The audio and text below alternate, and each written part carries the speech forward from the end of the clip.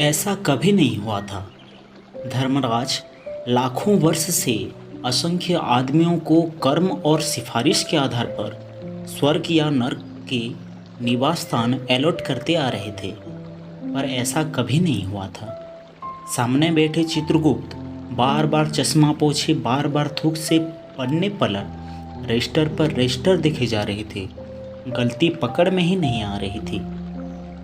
आखिर उन्होंने रीच कर रजिस्टर इतने जोर से बंद किया कि मक्खी चपेट में आ गई। उसे निकालते हुए वे बोली, महाराज, रिकॉर्ड सब ठीक है। भोलाराम के जीव ने 5 दिन पहले देह त्यागी और यमदूत के साथ इस लोक के लिए रवाना भी हुआ, पर यहाँ अभी तक नहीं पहुँचा। धर्मराज ने पूछा, और वह दूत कहाँ है? महाराज, वह भी लापता है। इसी समय द्वार खुले और एक यमदूत बदहवास वहां आ गया। उसका मौलिक कुरूप चेहरा परिश्रम, परेशानी और भय के कारण और भी विकृत हो गया था। उसे देखते ही चित्रगुप्त चिल्ला उठे, अरे, तू कहाँ रहा था इतने दिन? भोलाराम का जीव कहाँ है? यमदूत हाथ जोड़कर बोला, दयानिधान, मैं कैसे बतलाऊं कि क्या हो गया। आज तक मैंने धोखा नहीं खाया था और भोलाराम का जीव मुझे चकमा दे गया। 5 दिन पहले जब जीव ने भोलाराम का देह त्यागा, तब मैंने उसे पकड़ा और इस लोक के लिए यात्रा आरंभ की। नगर के बाहर जो ही मैं उसे लेकर एक तीव्र वायु तरंग पर सवार हुआ, त्यों ही वह मेरे चंगुल से छूटकर न जाने कहाँ गायब हो गया। इन 5 दिनों में मैंने सारा ब्रह्मांड छांट डाला, पर उसका कहीं पता नहीं चला। धर्मराज क्रोध से बोला, मूर्ख, जीवों को लाते लाते बूढ़ा हो गया, फिर भी एक मामूली बूढ़े आदमी के जीव ने तुझे चकमा दे दिया। दूत ने सिर झुकाकर कहा, महाराज, मेरी सावधानी में बिल्कुल कसर नहीं थी। मेरे इन अभ्यस्त हाथों से अच्छे अच्छे वकील भी नहीं छूट सके, पर इस बार तो कई इंद्रजाल ही हो गया। चित्रगुप्त ने कहा, महाराज, आजकल पृथ्वी पर इस प्रकार का व्यापार बहुत चलाल है। लोग दोस्तों को कुछ चीज़ें भेजते हैं और उसे रास्ते में ही रेलवे वाले उड़ा लेते हैं। होजरी के पार्सलों के मोजे रेलवे अफसर पहनते हैं। मालगाड़ी के डिब्बे के रास्ते कट जाते हैं। एक बात और हो रही है, राजनीतिक दलों के नेता विरोधी नेता को उड़ाकर बंद कर देते हैं। कहीं भोलाराम के जीव को भी तो किसी विरोधी ने मरने के बाद खराबी करने के लिए तो नहीं उड़ा दिया। धर्मराज ने व्यंग से चित्रगुप्त की ओर देखते हुए कहा, तुम्हारे भी रिटायर होने की उम्र आ गई है। भला भोलाराम जैसे नगण्य दीन आदमी से किसी को क्या लेना देना। इसी समय कहीं से घूमते घामते नारद मुनि वहां आ गए। धर्मराज को गुमसुम बैठे देख बोले, क्यों महाराज, कैसे चिंतित बैठे हैं? क्या नर्क में निवास स्थान की समस्या अभी तक हल नहीं हुई? धर्मराज ने कहा, वह समस्या तो कब की हल होगी मुनिवर। नर्क में पिछले सालों बड़े गुणी कारीगर आ गए। कई इमारतों के ठेकेदार हैं जिन्होंने पूरे पैसे लेकर रद्दी इमारतें बनाई। बड़े बड़े इंजीनियर भी आ गए हैं जिन्होंने ठेकेदारों से मिलकर पंचवर्षीय योजनाओं का पैसा खाया। ओवरसेयर हैं जिन्होंने उन मजदूरों की हाजिरी भर कर पैसा हड़पा जो कभी काम पर ही नहीं गए। इन्होंने बहुत जल्दी नर्क में कई इमारतें तान दी है। वह समस्या तो हल हो गई, पर एक बड़ी विकट उलझन आ गई है। भोलाराम नाम के एक आदमी की 5 दिन पहले मृत्यु हुई। उसके जीप को यह दूत यहाँ ला रहा था कि जीप इसे रास्ते में चकमा देकर भाग गया। इसने सारा ब्रह्मांड छान डाला, पर वह कहीं नहीं मिला। अगर ऐसा होने लगा तो पाप पुण्य का भेद ही मिट जाएगा। नारद ने पूछा, उस पर इनकम टैक्स का तो बकाता नहीं था, हो सकता है उन लोगों ने रोक लिया हो। चित्रगुप्त ने कहा, इनकम होती तो टैक्स होता, भूखमरा था। नारद बोले, मामला बड़ा दिलचस्प है। अच्छा, मुझे उसका नाम पता तो बताओ, मैं पृथ्वी पर जाता हूँ। चित्रगुप्त ने रजिस्टर देखकर बताया, भोलाराम नाम था उसका। जबलपुर शहर में धमापुर मोहल्ले में नाले के किनारे एक 1.5 कमरे टूटे फूटे मकान में वह परिवार समेत रहता था। उसकी एक स्त्री थी, 2 लड़के और एक लड़की। उम्र लगभग 60 साल। सरकारी नौकर था, 5 साल पहले रिटायर हो गया था। मकान का किराया उसने 1 साल से नहीं दिया, इसलिए मकान मालिक उसे निकालना चाहता था। इतने में भोलाराम ने संसार ही छोड़ दिया। आज 5वां दिन है। बहुत संभव है कि अगर मकान मालिक वास्तविक मकान मालिक है तो उसने भोलाराम के मरते ही उसके परिवार को निकाल दिया होगा। इसलिए आपको परिवार की तलाश में काफ़ी घूमना पड़ेगा। माँ बेटी के सम्मिलित क्रंदन से नारद भोलाराम का मकान पहचान गए। द्वार पर जाकर उन्होंने आवाज़ लगाई, नारायण नारायण। लड़के ने देखकर कहा, आगे जाओ महाराज। नारद ने कहा, मुझे भिक्षा नहीं चाहिए, मुझे भोलाराम के बारे में कुछ पूछताछ करनी है। अपनी माँ को जरा बाहर भेजो बेटी। भोलाराम की पत्नी बाहर आई। नारद ने कहा, माता, भोलाराम को क्या बीमारी थी? क्या बताऊं, गरीबी की बीमारी थी। 5 साल हो गए पेंशन पर बैठे, पर पेंशन अभी तक नहीं मिली। हर 10-15 दिन में एक दरख्वास्त देती थी, पर वहाँ से या तो जवाब आता ही नहीं था, और आता यही कि तुम्हारी पेंशन के मामले में विचार हो रहा है।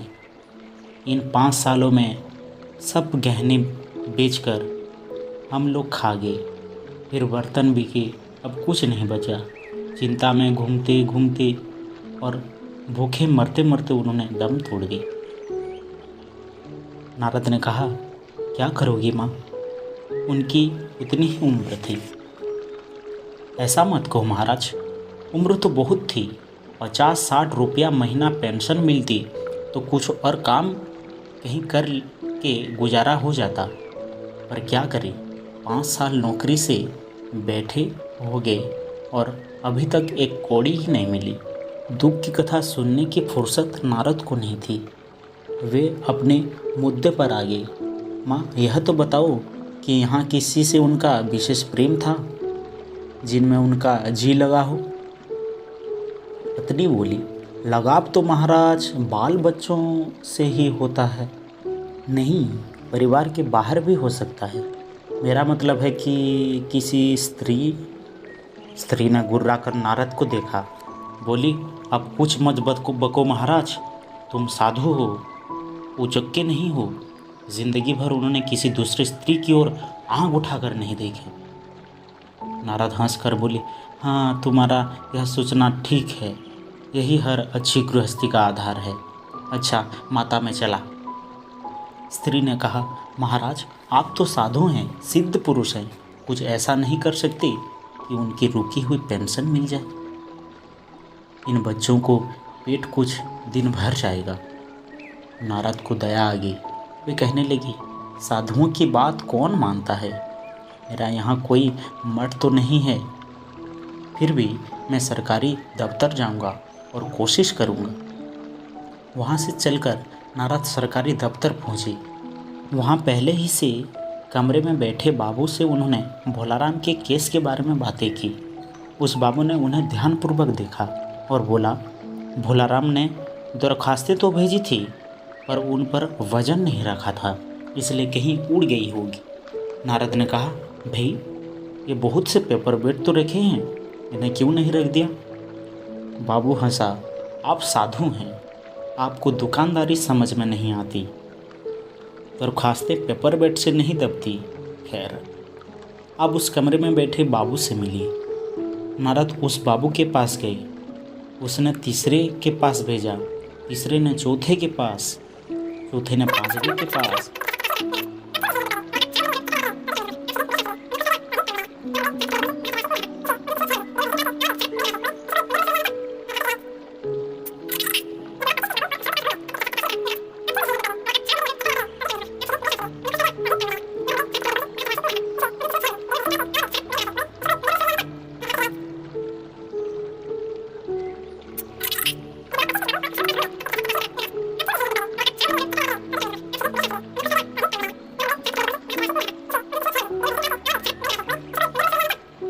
कोई मंदिर वंदिर समझ लिया है क्या?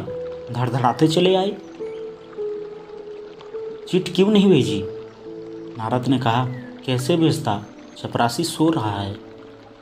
क्या काम है? साहब ने रोब से पूछा।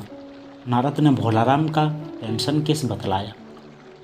साहब बोले, आप हैं बैरागी, दफ्तरों के रीति रिवाज नहीं जानते। असल में भोलाराम ने गलती की। भाई, यह भी एक मंदिर है, यहाँ भी दान पुण्य करना पड़ता है। आप भोलाराम के आत्मीय मालूम होते हैं। भोलाराम के दरख्वास्तें उड़ रही हैं, उन पर वजन रखी है। नारद ने सोचा कि फिर यहाँ वजन की समस्या खड़ी होगी। साहब बोले, भाई सरकारी पैसे का मामला है, पेंशन का केस 20 दफ्तर में जाता है, देर लग ही जाती है। 20 बार एक ही बात को 20 जगह लिखना पड़ता है, तब पक्की होती है। जितनी पेंशन मिलती है उतने की स्टेशनरी लग जाती है। हाँ, जल्दी भी हो सकती है, मगर। साहब रुके। नारद ने कहा, मगर क्या? साहब ने कुटिल मुस्कान के साथ कहा, मगर वजन चाहिए। आप समझे नहीं। जैसे आपकी यह सुंदर वीणा है, इसका भी वजन भोलाराम की दरख्वास्त पर रखा जा सकता है। मेरी लड़की गाना बजाना सीखती है, यह मैं उसे दे दूंगा। साधु संतों की वीणा से तो और अच्छे स्वर निकलते हैं। नारद अपनी वीणा छीनते देख जरा घबराए, पर फिर संभल कर उन्होंने वीणा टेबल पर रख कर कहा, यह लीजिए, अब जरा जल्दी उनकी पेंशन ऑर्डर निकाल दीजिए। साहब ने प्रसन्नता से उन्हें कुर्सी दी, वीणा को एक कोने में रखा और घंटी बजाई। चपरासी हाजिर हुआ। साहब ने हुक्म दिया, बड़े बाबू से भोलाराम के केस की फाइल लाओ। थोड़ी देर बाद चपरासी भोलाराम की 100-150 दरख्वास्तों से भरी फाइल लेकर आया। उनमें पेंशन की कागजात भी थे। साहब ने फाइल पर नाम देखा और निश्चिंत करने के लिए पूछा, क्या नाम बताया साधु जी आपने? नारद समझे कि साहब कुछ ऊंचा सुनता है, इसलिए जोर से बोले, भोलाराम। सहसा फाइल से आवाज़ आई, कौन पुकार रहा है मुझे? पोस्टमैन है क्या? पेंशन का ऑर्डर आ गया? नारद चूके और दूसरे ही क्षण बात समझ गए। बोले, भोलाराम, तुम क्या भोलाराम की जीव हो? हाँ, आवाज़ आई। नारद ने कहा, मैं नारद हूँ, तुम्हें लेने आया हूँ। चलो, स्वर्ग में तुम्हारा इंतज़ार हो रहा है। आवाज़ आई, मुझे नहीं जाना, मैं तो पेंशन की दरख्वास्तों पर अटका हूँ। यही मेरा मन लगा है, मैं अपनी दरख्वास्तें छोड़कर नहीं जा सकता। ये रही हरिशंकर परसाई द्वारा रचित भोलाराम का जीव।